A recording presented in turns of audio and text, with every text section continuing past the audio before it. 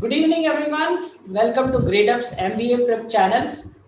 Today we have with us Abhishek Rajadhyaksha. He is an alumnus of JBIMS, and an interesting thing about him is that he has been a professional cricketer. Before joining JB, he was a professional cricketer, and he wanted to pursue an MBA. So he switched his stream. People talk about switching streams and all. So he switched from being a cricketer to an MBA graduate. So, welcome Abhishek to this show. Please introduce yourself to the viewers. Thanks, Pranav, for having me, first of all. So, my name is Abhishek Rajadhyaksha. I graduated out of JBIMS in 2019. Academically, I am an MCom graduate and I graduated out of R.A. Poddar College in Mumbai. Post that, I did my MBA from JBIMS in 2019. Out of campus, I worked with DBS for around a year and a half.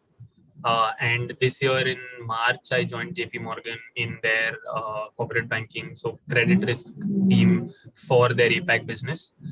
Like Pranav mentioned, I was also a professional cricketer, so I represented Mumbai at the national level in age group tournaments, and I've also played internationally. So I actually spent the summer playing league cricket in Scotland. So yeah, that was something which was just a brief introduction about me.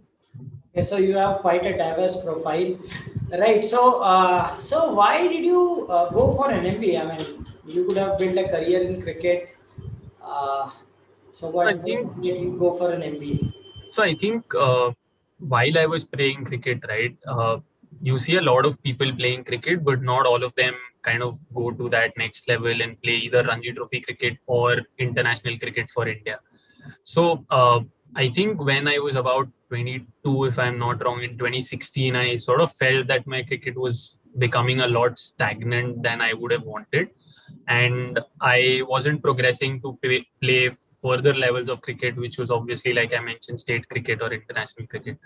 So at that point, then I've always had like an inclination for accounting and finance. So accounting was my major during my BCom and my MCom. So I was actually interested in that. And that being a very small section of finance, I was obviously inclined towards finance. So at that point in 2016, 2017, I sort of made the decision as to whether I would want to keep playing cricket.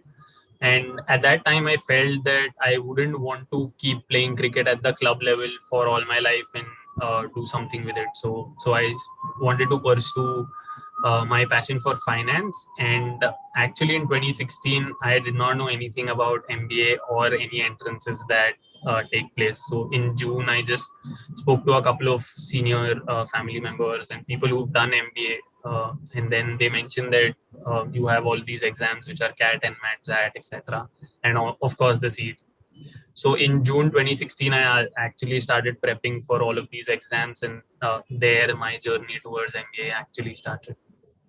Right. So it's a good decision, right? It's not necessary that you continue in one thing forever.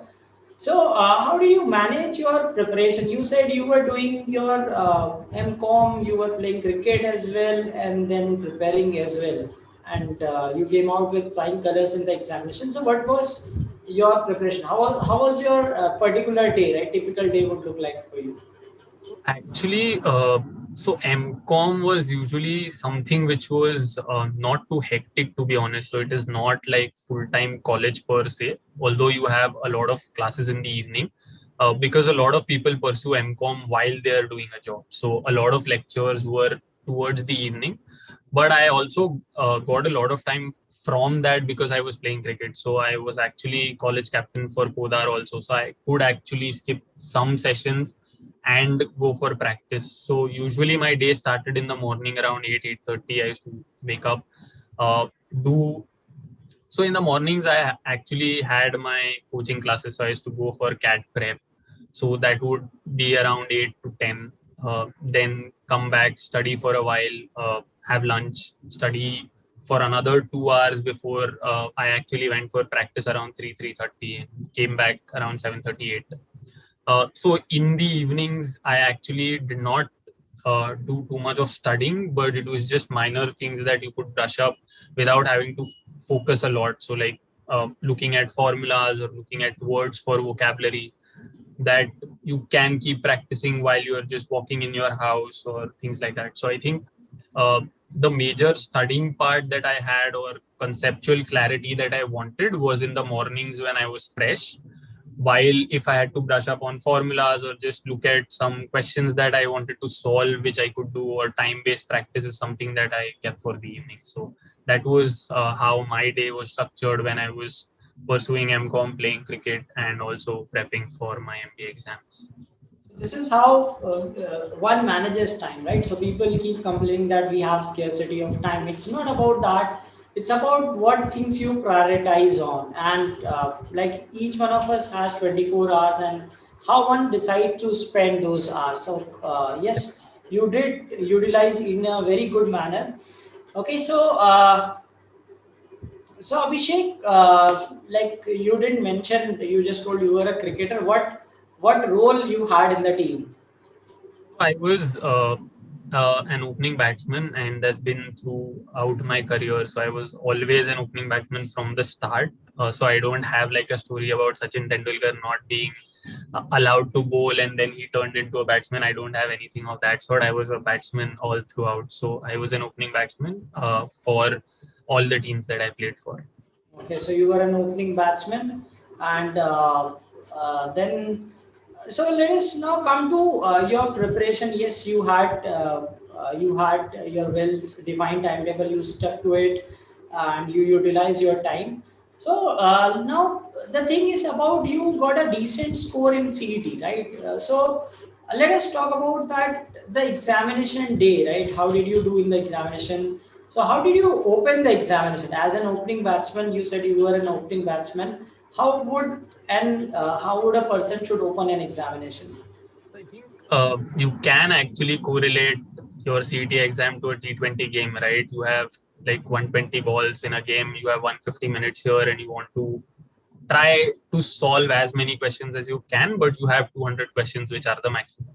So I think for me, the start was quite important. Like any sport that you play, you want to start off on a good note. So for the first 5 to 10 minutes, I actually scanned through specific sections that I was strong at. So in my case, it was LR. So I skimmed through that section just to take a feel of how difficult or easy the section was. And then basically, for me, it was always that once you have a good base and once you start off well in the first, say, 20-25 minutes, you know that, okay, you are getting questions right, you're able to solve questions, you're also able to manage time. That's when you get into that mode of actually trying to get as many questions right as you can. So I think that base that you set, because you are under a lot of pressure, since it's a one-off game, it's like a final that you play, right? You have only one chance that you will get, and if you do well, you get in. If you don't, then it's just 1 year later, like a World Cup comes 4 years later, you don't know whether you will get that chance.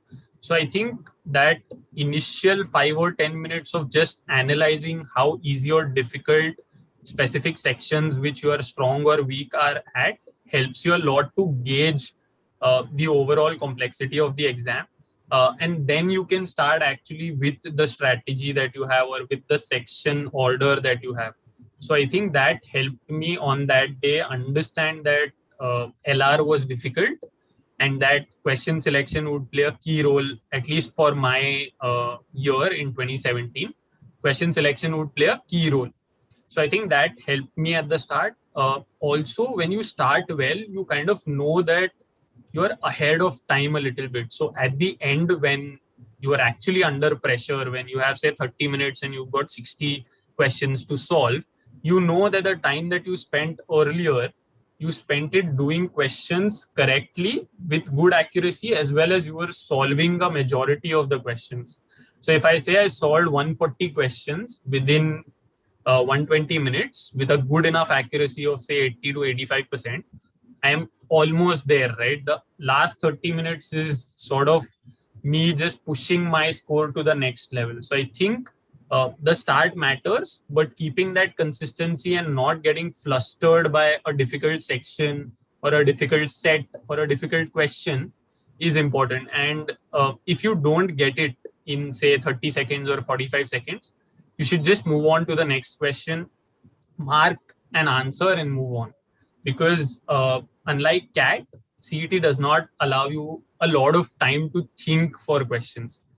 So it's a very focused speed-based exam where question selection is the key and you can't get attached to questions. So if you don't get it, don't sit there thinking that I'm good at math. How can I not get this one?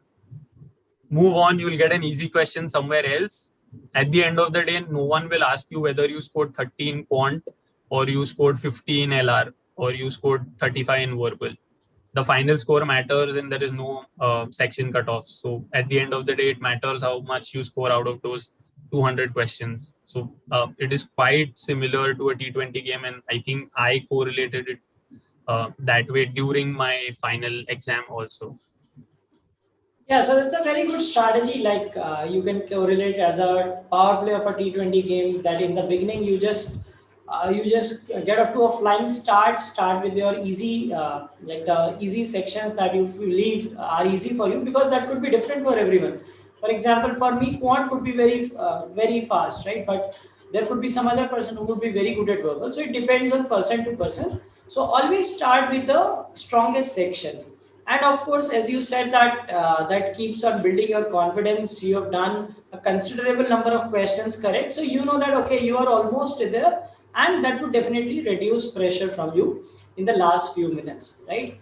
And also a good suggestion that see, you know that being a cricketer, that you should avoid bouncers or unplayable deliveries. Likewise, do not get attached to any particular question, right? Even if you are a quant genius, do not think that why are you not able to solve it. Just move on to another question, and just you will find some questions or the other, right? And yes, there are too many questions, and of course there are plenty of easy and moderate questions that you can tackle.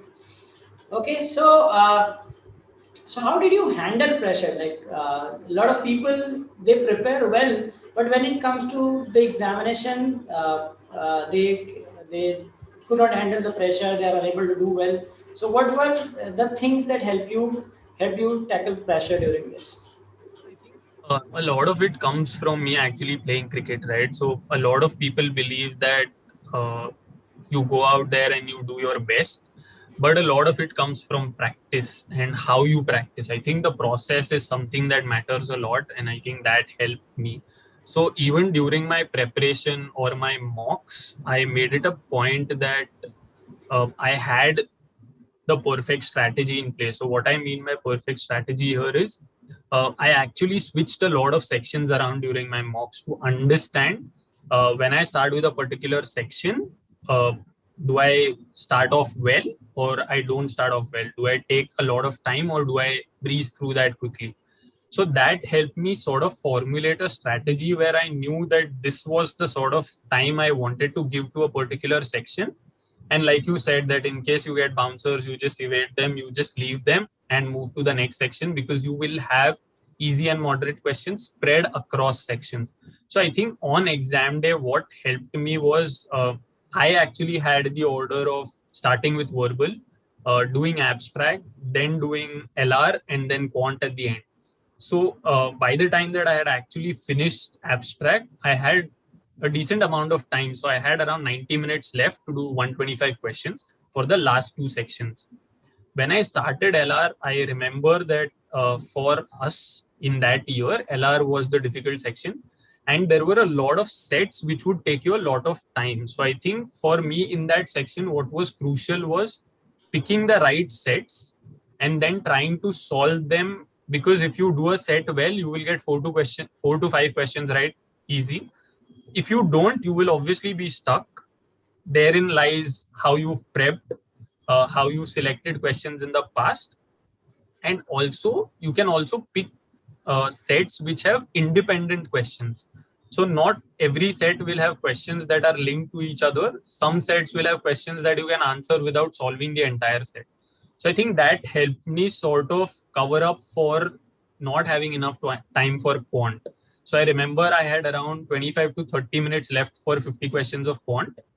And like I said, since that wasn't my strongest suite, I felt that since I've already solved 150 questions with a decent accuracy, I can actually go for it and sort of finish off well at the end, and like how, or like you would say, Dhoni finishes it off in style. So I could actually do that because I had my first 120 minutes sorted in a way where I went with my strategy. So I think even though practice is important, maintaining pressure in a way where, like I mentioned, you don't get too flustered if a section is difficult, because if it's difficult for you, it's difficult for everyone. Even if some people might be uh, better at quant and they might not feel that quant is difficult, they might feel verbal is difficult, which might not be that difficult for you. So all in all, the entire exam is kind of a level playing field where some sections are difficult for you and some are difficult for others. And so I think it matters how much patience you have and how calm you are during the exam. So even if you feel, okay, last 10 questions, I spent a little more time that I should have, the next 10, you don't carry that forward. So I think you don't take the pressure all throughout. If you're feeling the pressure in the middle a little bit, grab a glass of water or take a sip of water, calm down, start your exam again. So I think that's something that helped me from playing cricket to actually giving the CET, wherein one, you had enough practice, you had a process in place, and then you had to take that process into match day. Obviously, there are a lot of uncertainties. Like in a game, you don't know who are their strongest bowlers. So here you would not know which sections are the toughest, or you would not know what sort of time you would spend. So I think process matters a lot, and that kind of helped me from my cricketing days to actually using that in the final CET exam. Yeah, so it is analogous to playing a final game and as an examination. As he rightly said that you have just one chance, so you can consider it as a final, and you have to give your best. So it is important to keep your nerves, if you hold your nerves and be cool, right? If you have practiced well, right? See, if so, you should not worry. Like the ones who have covered have all the basics set in place, have practiced enough, have done a good number of mocks, and yes, that should be a good thing. And as Abhishek rightly said, that experiment, do what all experiments you want to do, you should do in the mock test, right? So that you have a perfect strategy in place for the game. So as you see that in cricket also, sometimes teams shuffle their players, try to find the best fit for the final. So likewise, whatever is experiment you want to do, you want to start with verbal in one mock, you can do that. In the other mock, you start with quant, reasoning, and then AR. And whatever strategy that you have to figure out for yourself, you can figure out in the mocks. So by the way, Abhishek, how many mocks did you take, and what is the number that you would recommend to the aspirants? To be honest, I actually took around 10 or 12 mocks. So I started prepping for CET after a lot of my interviews got over for other exams. So I would say so our CET was in March, in the first week of March, and I started prepping for CET very seriously in February. So I think Okay. I took around 10 or 12 mocks. Like I mentioned, I switched around sections in all of these mocks. I wouldn't say there is like a perfect number, because for me, it was about switching sections to understand what sort of strategies were working. Because in 10 or 12 mocks, you kind of realize different difficulty levels across sections. So maybe if I only give two mocks, I would not understand, or maybe in both mocks, quant was difficult. That would not be the case if I have a bigger sample set. But that doesn't mean that in two mocks you can not be ready. I think a lot of it was or comes down to how you analyze mocks. So I think if you give 2.5 hours to actually giving the exam, you have to give around 3.5 hours to analyzing that mock. And by analyzing, I don't just mean checking how much you got in each section or which questions you got wrong, understanding why you got them wrong. So I think a lot of it comes down to one, either you made a silly mistake on that day, you made a calculation error, or you did not know the concept. So I think if it's a silly mistake, it's not that much of an issue. You just have to be a little more cautious and a little more vigil when you're giving the exam. If it's a conceptual error, then you actually have to go back and look at those concepts. So I think even when you're analyzing a mock, how I would do it is I would start solving the questions that I got wrong, before actually seeing the solution. So during the exam, I might have just gotten flustered and might have just sort of given away that question. But I think when I analyzed mocks, I actually sat down and tried to solve it before looking at the solution. That helped me understand whether, like I said, it was a conceptual error or was it a simple mistake. So I think there is no sort of perfect number to giving mocks, but I would highly recommend people to actually switch across sections and have that strategy in place. That strategy, you have to be flexible, obviously.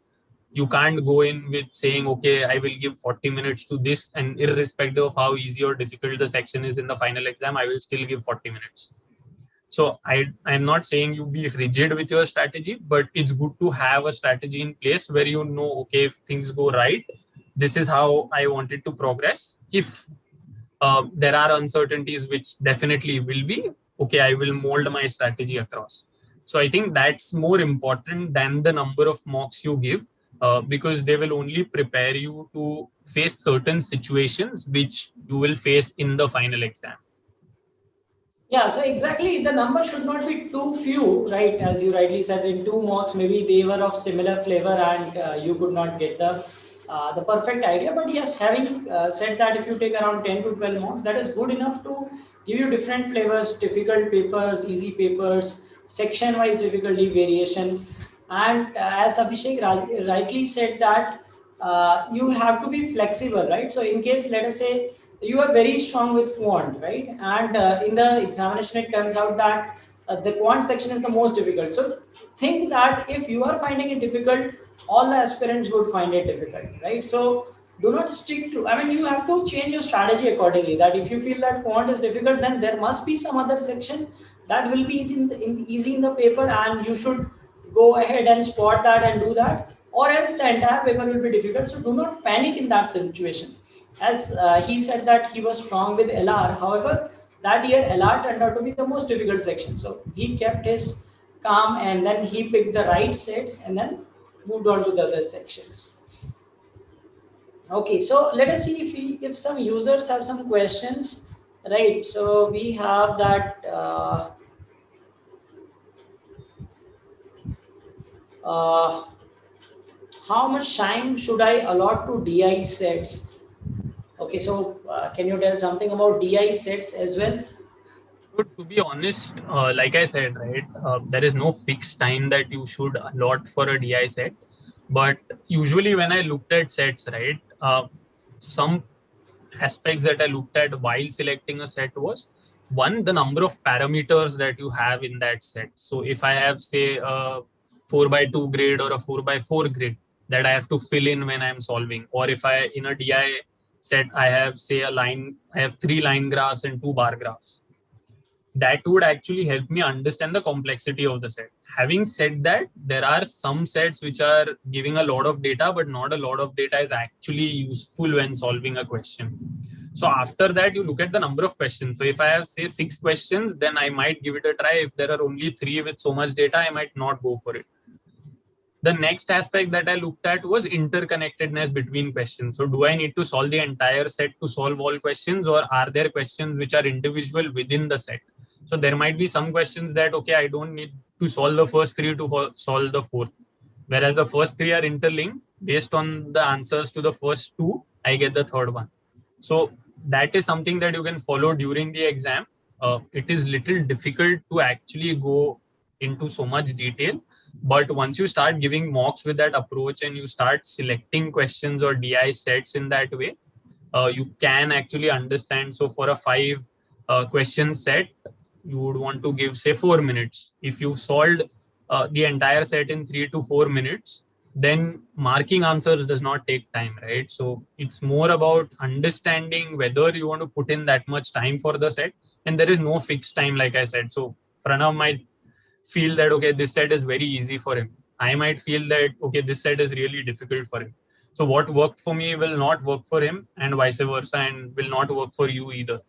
So I think it's important that you sort of look at the complexity of the sets while deciding how much time you want to give. Yeah, so yeah, as he rightly said that whenever and this again comes with practice, right? So once you practice a good number of questions, you build that ability, be it DI, be it LR. In LR also you can figure out that whether it is going to be a difficult one based on the number of parameters, based on the type of information that is given, right? Have they mentioned the names of people in the beginning, or they have mentioned in the paragraph? So you know that if they are mentioned in the beginning, then you have like it is comparatively easy, right? Have they given some fixed position in a seating arrangement, so you know that okay, you can start with the statement and then can build upon it. But if they have not given this, you know that you're going to make sets, make cases and then solve it. So giving a few seconds, right? So let's say 30 to 40 seconds, that is good enough to gauge the difficulty level of a particular set, be it DI or be it LR. And that 30-40 seconds, that help you save a lot of time, because if you blindly go at one set and do it, it might take you, let's say, 8 to 10 minutes. But had you spent 30 seconds, you would have realized this is not the right one. You do another one, which could probably be done in 5 minutes. So maybe you did 5 minutes and 30 seconds, but you saved the other time there, right? So that's a good strategy. And these should also be followed in your like mock test and actual examination as well. Okay, so Abhishek, tell something about JBIMS. These people are aspiring to get into JBIMS. What makes it so special, right? What are the things that people will experience once they get into JBIMS? What are the different things they will get to learn and all those stuff? I think for me, since I was a fresher when I got into JBIMS, that experience was a little different because people who come with WorkX, right, they have some sort of understanding as to how corporates work or what sort of things do they look at. So I think for me, it was just understanding what sort of aspects did I want to take out from B school. So I think what makes JBIMS special in that way is that one, you have a lot of industry experts who come to teach you at JBIMS. So there are a lot of senior alums who are CEOs or ex-MDs of companies which are like in the Fortune 500 or which are in the Nifty 50, and they've been there for like 20-25 years. So actually understanding how industry looks at it and how you actually do it rather than just learning from a book is something that I think differentiates the learning experience at JBIMS. Second, I think it's common across most B schools that it is student driven. So a lot of initiatives are driven by students, be it corporate sessions, be it events, be it festivals, competitions, etc. So I think that gives you an exposure to also other colleges that people will come from, or you will interact with peers from other colleges, and that exposure kind of helps you build your own network, right? At the end of the day, when you go into the industry also, you build a network so that in case you need any help from someone who's an expert in another field, you can always reach out to them and kind of understand or kind of get some insights from them. So I think that's the second thing. Third, I think, which a lot of people focus on during their MBA is the kind of corporates that come to campus. So I think since JBIMS is like in the center of Mumbai, the Nariman Point area, you have a lot of head offices of a lot of leading companies. So I think a lot of them actually come to campus and offer good roles. Not just roles that they offer, but a lot of interaction that goes in with these corporates. So you have interaction during internships, during final placements, during live projects, during corporate competitions. So I think the kind of exposure that you get to the industry is something that is a differentiating factor for JBIMS. So I think those would be the major parameters that you would choose JBIMS for. Yeah, many a times students just think about ROI and those aspects, but they should also think from this perspective. Yet, I mean, even if there are some institutes which might charge high fee, right, like in the case of the top IIMs, but the type of industry exposure that you get, right, the type of alums that you have, the type of like interactions that you have, be it corporate competitions and all those things. So those are the things that make an institute great, right? It is not just that it is like the fee is comparatively low, but yes, that is an advantage you have in JB. But the more important thing, it's location, which is located in Mumbai. A lot of industry interaction, right? You have great alums. It is called the CEO Factory of India, right? So you have a lot of people, and they are quite approachable, right? You can approach them, and you must be having a lot of guest lectures, isn't it? Yeah, so those are the things that, like, even if you're a fresher, right, you have no idea about corporates. Once you enter a B school, you will get so much things to learn, right? You have a lot of to learn from your peers, from your seniors, from your faculty members, and from these industry people. That after 2 years, you come out as a different person altogether. Okay, so Abhishek, you were from like commerce background, so you knew maybe finance was the thing for you. But can you tell me that you must be having some peers along with you, maybe who were from some other backgrounds, or who had no idea that what they want to do after MBA, right? There are many, right, who did not know that which stream to go. So how does MBA decide to, like, how during the course of MBA you get to know that this is the right thing for me? At what stage and all those things, because I a lot think of users keep asking us that is it good for marketing, is it good, should I go to this and that. So when do you actually realize? So maybe you already knew it, but you might have had peers who were of that scenario that they did not know what to do after MBA. So how did they get to learn? uh, a lot of first year is actually spent understanding different aspects, right? So in the first year, during the first semester as well as the second semester, you have all subjects. So it's not specialization focused. So you will have subjects from HR, you will have subjects from marketing, from operations, from statistics, from finance, we'll have accounting, taxation, etc. So I think during that time you start understanding what sort of things you like, or maybe you definitely don't like. So that might not actually help you decide, say, I don't like finance. That might not help me decide whether I want to take marketing or operations, but at least I know, okay, this sort of field or this sort of job is something that I might not be very interested in. So I think over the entire first year, you have an understanding of what sort of things you might want to do, and which you didn't have obviously before you joined. So you knew nothing about what is finance, what is marketing. You just know, okay, marketing matlab Unilever, someone is actually making an advertisement. That's not marketing. Advertising is a part, but that's not entirely marketing. A lot of people feel, okay, marketing folks just sit in swanky offices and AC rooms and sort of build a strategy or build things like that. Or finance folks just do investment banking. So I think that's not a true representation of what these fields are. But I think over the first year, you sort of understand what things you like and what you don't like. And I think a major factor in you deciding which stream you want to take is also your internship, right? So since in the first year you don't know, during summer internship placement process, you usually apply for all roles that you think you might be wanting to go into. And once you do that internship, say you interned in, say, investment banking, and uh, you found it good, you might actually then want to take finance, even though you're an engineer. You might want to brush up those skills and you can do finance. There is no uh, thing as that engineer cannot do finance. There are so many engineers who are very good at finance, and vice versa also, that people who are from commerce background will only be good at finance. There are a lot of people who've done marketing or operations also. So I think the internship is something that helps you understand what sort of roles you would actually want to get into.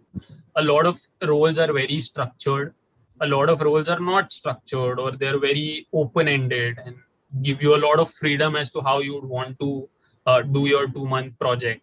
Whereas some roles will be very structured. So say an equity research or an investment banking role would be very structured in the way that they go through the steps of a deal or of analyzing a company. Whereas say a strategy project or a GTM project for your internship might be very unstructured, and you can come up with ideas and you can build your own sort of understanding and take the senior management through it. So I think that is an important aspect that helps you kind of understand whether you want to take marketing or operations. And even after that, you have around a month or two, at least at JBIMS, to decide which stream you want to get into. So that helps you actually understand, based on the first year subjects, as well as your internship experience and understanding from peers who also interned at different companies and different roles as to what they were doing and whether you would be interested in doing those sort of roles or those sort of jobs.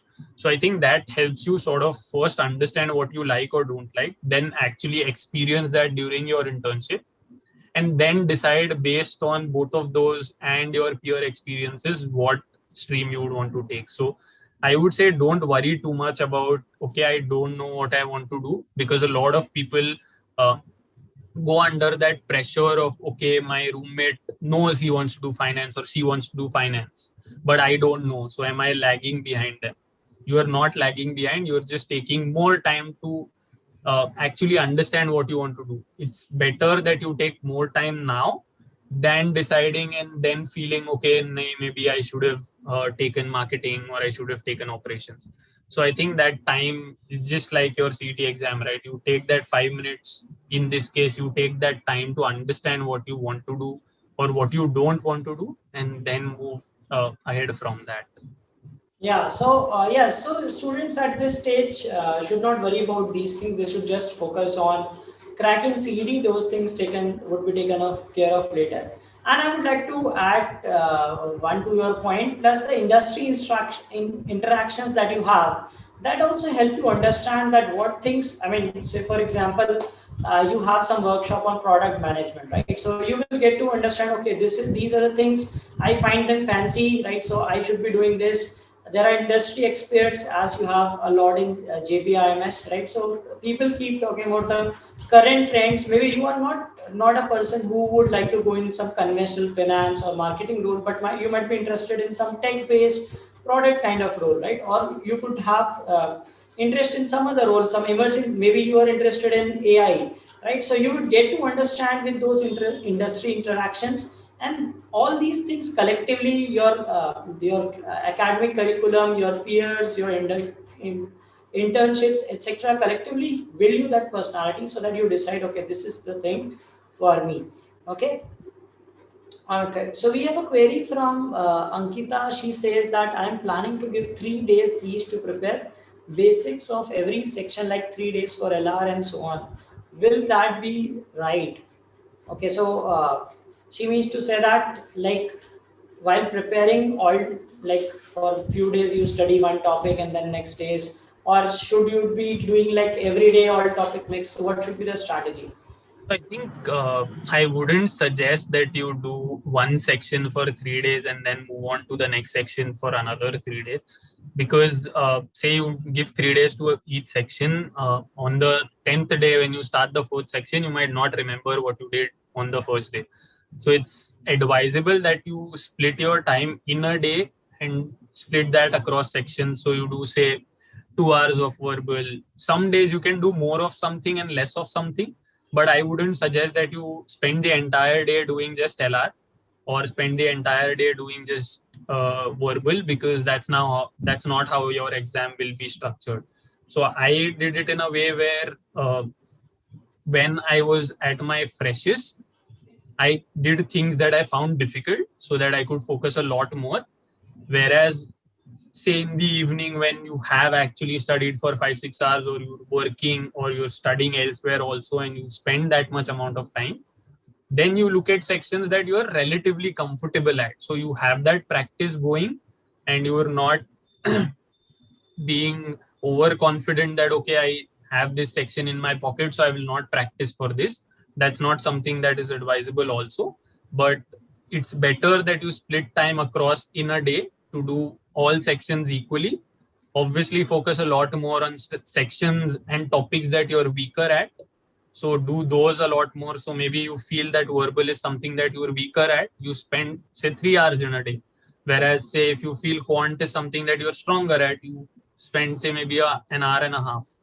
So I think you can split that time basis your strengths and weaknesses. So I can't actually tell you on a person to person level of how you should split that time, but you shouldn't be doing 3 days of LR and then 3 days of quant, because for those 3 days you will know everything. After 3 days you might not remember anything, so that's not Yeah, a so good place one to has to be have in a before mix your of exam. all the topics every day. Yes, in case you find that you need extra practice, you can devote extra time to that particular section, right? So we have another question, that there are always questions which come in CET in spite of doing the basics right, and like anyone get stuck to them. So what to do in that scenario? Like you have very good basics and you get stuck on one particular question. So I how to think tackle that? this again is something that I sort of found from my cricketing days. So playing 1 over or say 6 dot balls doesn't mean you've lost the game, but taking that ahead and actually spoiling the next 4 overs will definitely mean that you lose the game. So in case even after, like I said, right, you might be a quant genius, you might feel okay. Uh, say arithmetic is a section that I need to get 100% accuracy on. But during the exam, you might feel, okay, this question is something that even after I've given time, I'm not able to solve. So one question does not define, it obviously defines whether you get into JBIMS or not, because the cutoffs are so high that one question can decide. But that one question will also decide how you give the later part of the exam. If you spend too much time there, you will press all panic buttons and start uh, solving questions which you shouldn't, because you feel, okay, I spent too much time and I've not got enough questions right.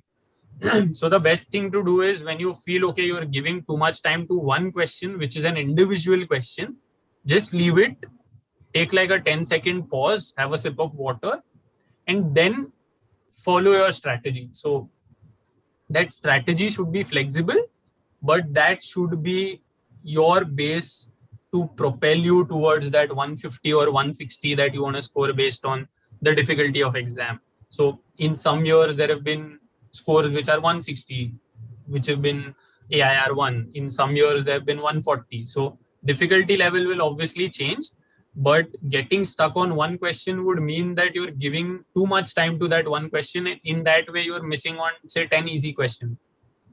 So I think a Yeah, lot of so it in short, depends on that. skip those questions and move ahead. Okay, so we have another query which says that what makes JBIMS students unique? Okay, so we have discussed this. Why all big companies go to JBIMS? Because as the syllabus is same for all MMS. So you have different colleges, they have this MMS programs So, and the syllabus is same. So why JB so, stands out? so to be very honest, the syllabus is not same for all MMS courses. JBIMS has academic autonomy. So what I mean by academic Okay. autonomy is So you the get to one, select. the one who asked Samrat, so yeah, please listen that the syllabus is not the same. So yeah, he has So clarified that. JBIMS has academic autonomy, where the faculty at JBIMS or the administration can decide what sort of subjects you will have during your 2 years there. There are obviously subjects which are common for all colleges, but in JBIMS, those will be either 2 or 3 subjects that the university asks JBIMS to keep. So in every semester in the first year, there are 2 or 3 subjects which are common for all colleges which have MMS. But in the second year, definitely JBIMS has subjects which might be different from all the other MMS courses. And JBIMS does not have university exams. They hold their own exams and their own grading systems. But eventually, obviously, it comes under Mumbai University and you get the degree and mark sheets from Mumbai University. Okay, so that is the autonomy and plus the legacy as well, right? It is one of the oldest institutes in India. It's over 50 years of legacy. So obviously, I mean, you have alums placed at top positions in different firms. So obviously, that would help you in that. Okay. All right, so yeah, Abhishek, it was nice interacting with you, and you had like a few users also had queries. You resolved their queries. You told about your journey, that how you decided to get into MBA from being a cricketer, and then how did you prepare? How did you do in the examination? How did you relate this examination as a cricket final and excelled in the same? Right, so I hope these viewers who are viewing this, right, would be able to replicate the same, treat this examination as the one and the only final that they have to play, and follow the strategies, like be flexible with the strategies, and then come out with flying colors in the examination. So yeah, so any last piece of advice that you would like to give them? I think major advice would be on exam day. So obviously it matters how you prep, right? So say you have, I assume that the exam is in August. So you have like say 15 to 20 days. Make sure that when you are giving mocks, analyze them well. That's the most important aspect about your preparation is how you analyze mocks. And on exam day, like I said, be very clear with your strategy, but be very flexible about it because every year the exam will have different challenges. So if you speak to someone who's cracked JBIMS or the CET in the last 2 or 3 years, every single one of them will tell you different things. So don't be biased because of what they say and they said, okay, LR is the most difficult. So you go in the exam thinking LR is the most difficult. And in your year, maybe LR is the easiest and you get stuck up on that bias that you have in your mind. So I think be very flexible with your strategy, be very calm even if it's difficult since it's like a final, like I said. And if you can't do it, just move on. Don't try to prove your capabilities on one question. You are judged on the entire 200 questions and the score that you get from 200 and not from one question or a specific section. So I think that would be my final sort of advice. And I wish all of the viewers and all of the aspirants who are taking the CET this year all the best and hope you get into JBIMS. Okay, so I hope they follow your advice. They must be analyzing the mocks, right? That they must already be doing. The final day, the D-Day advice that you gave them, that do not go with any biases, right? Do not go with any pre-mindset that this is going to happen, this is the case and all. And as you rightly said that, like if you're stuck, don't take it to your ego, just move on, because you will not be judged only on one question, but overall how you do with the paper. All right, so Abhishek, it was nice speaking with you, and I hope you also had a great time interacting with these students. We wish you all the best in all your future endeavors, right? And yeah, so that's it for today, right? I hope you also enjoyed this session. Thanks for having me and thanks for having this session. It obviously helps to sort of share what I went through when I was prepping, and hopefully it adds value to, if not all, at least some of the aspirants and viewers, and they go on to crack the exam. And thanks a lot for having me here, and all the best to Gradeup and the initiatives that they're taking to actually have so many sessions for the aspirants. So good luck with all the other initiatives as well, and good luck to all the aspirants. So. Yeah. So yeah, this was Abhishek with us with his advice how to excel in CET based on his experience, and I hope you would have learned gained some few valuable points out of his strategies, his test taking strategies, and would inculcate them in the examination, and would be the ones would be sharing his alma mater soon, right? So we wish you all the best. So yeah, that's it for today's session. Thanks everyone for watching this, and good night, everyone.